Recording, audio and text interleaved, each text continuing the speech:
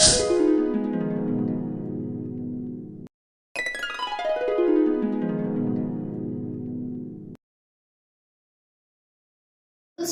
Welcome to my YouTube channel. आज का topic बहुत इम्पोर्टेंट है।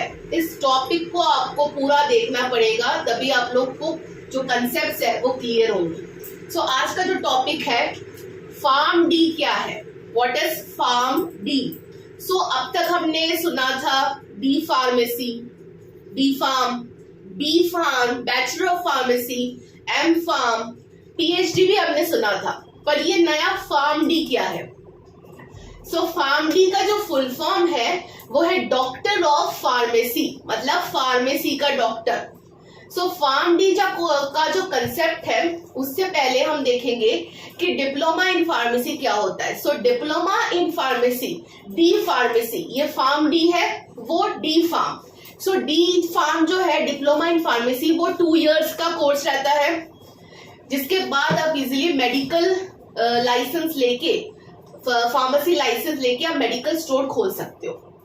सो डी फार्मा के बाद आता है बैचलर ऑफ फार्मेसी, 4 इयर्स का कोर्स होता है बी फार्मेसी। उसके बाद आता है, आप लास्ट में देखो लिखा है एम फार्मेसी, जो होता है स्पेशलाइजेशन कोर्स, मतलब मास्टर। आप फार्मेसी में मास्टर्स हो गए। सो एम फार्मेसी होता है 2 इयर्स का कोर्स, जिसमें बहुत सारे अलग अलग सब्जेक्ट्स होते हैं, pharmaceutics, pharmacology, medicinal chemistry, analysis, pharmacognosy, ये सारे। तो ये सारे मेन सब्जेक्ट्स होते हैं एम फार्मा। एम फार्मा करने के लिए आपको जीपैट या नाइपर क्वालिफाई करना पड़ेगा। अगर आप क्वालिफाई नहीं करते हो फिर भी आप एम फार्मा कर सकते हो। सो एम फार्मा करने के बाद आप कर सकते हो पीएचडी। पीएचडी का फुल फॉर्म है डॉक्टर ऑफ फिलोसॉफी, फिलोसॉफी का डॉक्टर, मतलब आपका जो पूरा एरिया रहता है पीएचडी का, वो रिसर्च रिलेटेड रहता है। रिसर्च, आप रिसर्च करते हो फार्मेसी के ऊपर और या किसी और सब्जेक्ट्स में। सो रिसर्च एरिया रहता है, या अगर आपको एकेडमिक में ही जाना है, प्रोफेसर, एसोसिएट प्रोफेसर वो बनना है, तो आप पीएचडी, उसके लिए आप सुटेबल हैं।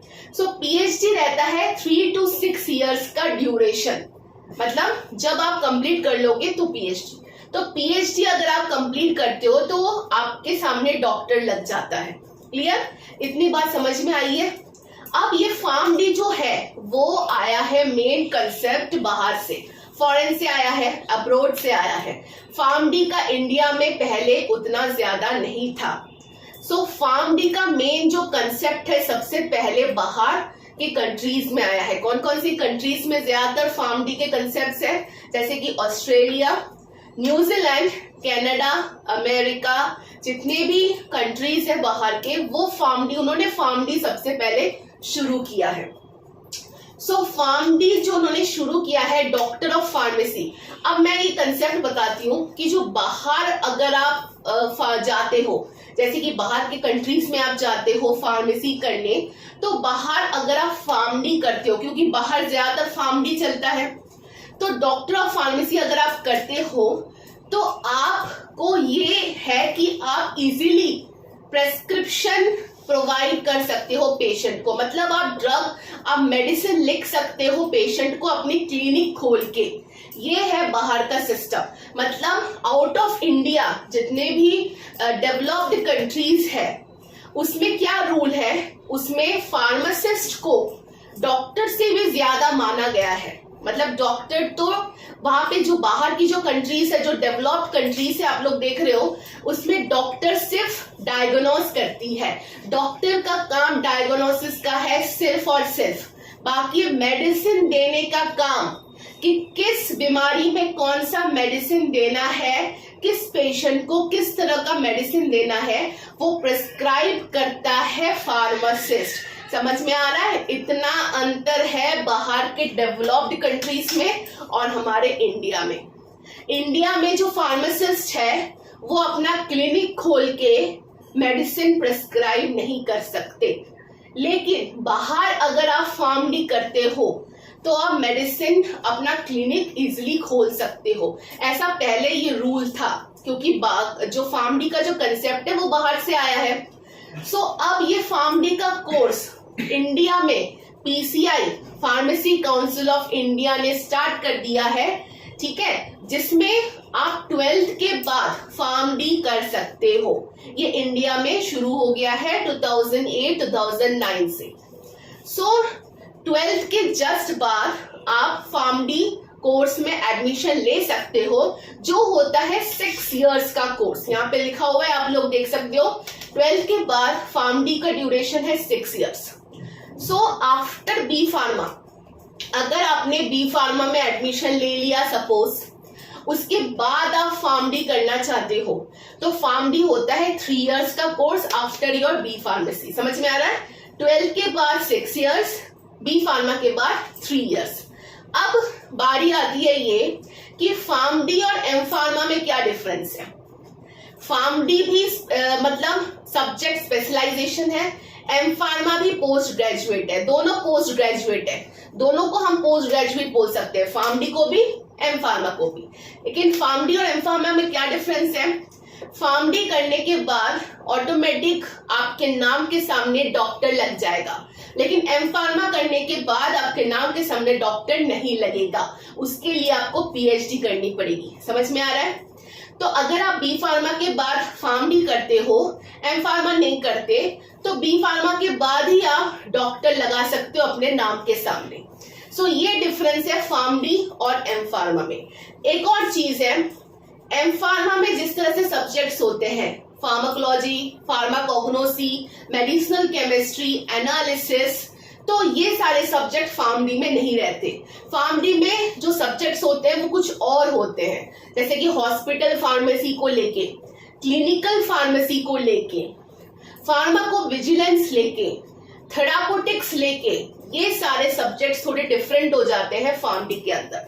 मतलब आपको ये समझना है कि फार्म डी का मेन कंसेप्ट है कि आप एक फार्मासिस्ट हो, लाइसेंस्ड फार्मासिस्ट, जिसको जो इजीली डॉक्टर को, पेशेंट को इजीली मेडिसिन प्रेस्क्राइब कर सकता है अपना क्लिनिक खोल के। मतलब डॉक्टर से भी ऊपर माना गया है फार्म डी को अब्रॉड में, ठीक है। तो अब उसके बाद फार्म डी में आप फार्म डी करने के बाद आप ड्रग मॉनिटरिंग कर सकते हो। ड्रग मॉनिटरिंग क्या है? ड्रग मॉनिटरिंग मतलब कौन कौन से ड्रग्स के बीच में, ड्रग मतलब मेडिसिन, कौन कौन सी दवाइयों के बीच में इंटरैक्शंस हो रहा है, कौन कौन सी दवाइयों के साथ अगर हम लेंगे तो उसके साइड इफेक्ट्स क्या है, एडवर्स इफेक्ट्स क्या है। आप ड्रग को प्रेस्क्राइब कर सकते हो अपना क्लिनिक खोल के, डायरेक्टली पेशेंट आएंगे और आप उनको दे सकते हो मेडिसिन, पेशेंट की केयर कर सकते हो। बड़े बड़े हॉस्पिटल्स में आप एक डॉक्टर की पोजीशन में आ सकते हो आफ्टर योर फार्म डी।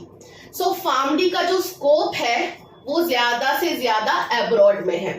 सो चीजें ये है कि फार्म डी करना चाहिए, एम फार्मा करना चाहिए या पीएचडी करनी चाहिए, मेन कंसेप्ट यहाँ पे आता है।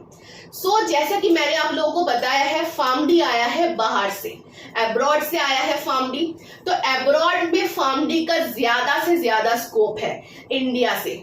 अगर आपको अब्रॉड जाना है, अगर आपके माइंड में ये बना हुआ है कि मुझे बाहर ही जाना है, तो मैं सजेस्ट करूंगी कि आपको फार्म डी करना चाहिए, क्योंकि अब्रॉड में M Pharma, B Pharma, PhD से ज्यादा जो स्कोप है, जो सैलरी है, जो आपकी वैल्यू है, वो फार्म डी में है।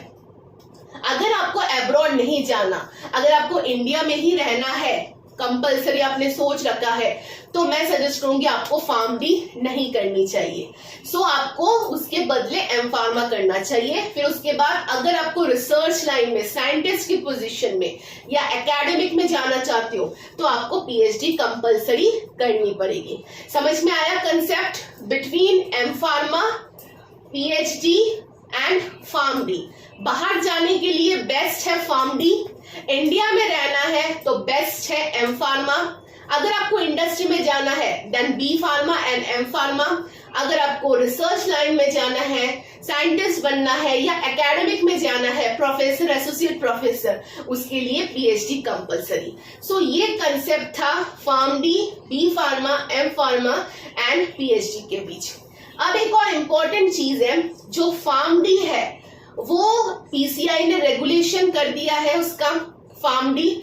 तो फार्मडी ज्यादातर आप लोगों को कॉलेजेस मिलेंगे साउथ में। जो साउथ के डिफरेंट कॉलेजेस होते हैं, जैसे कि केरला में बहुत सारे कॉलेज यूनिवर्सिटीज फार्मडी कराती है, फिर आंध्र प्रदेश में, तमिलनाडु में, कर्नाटका में, फिर गुजरात में भी बहुत सारे ऐसी यूनिवर्सिटीज हैं जो फार्मडी कराती है, हरियाणा में। तो इन ऐसे जगह में फार्मडी का स्कोप ज्यादा है। एमपी एंड यूपी में फार्मडी का उतना ज्यादा कोर्स नहीं हुआ है। एमपी में आईजीएम यूनिवर्सिटी है, उसने स्टार्ट किया है, मतलब आईजीएम यूनिवर्सिटी वालों ने दिस ईयर से फार्मडी स्टार्ट कर दिया है। सो ये सारे थे कंसेप्ट फार्मडी के बीच में।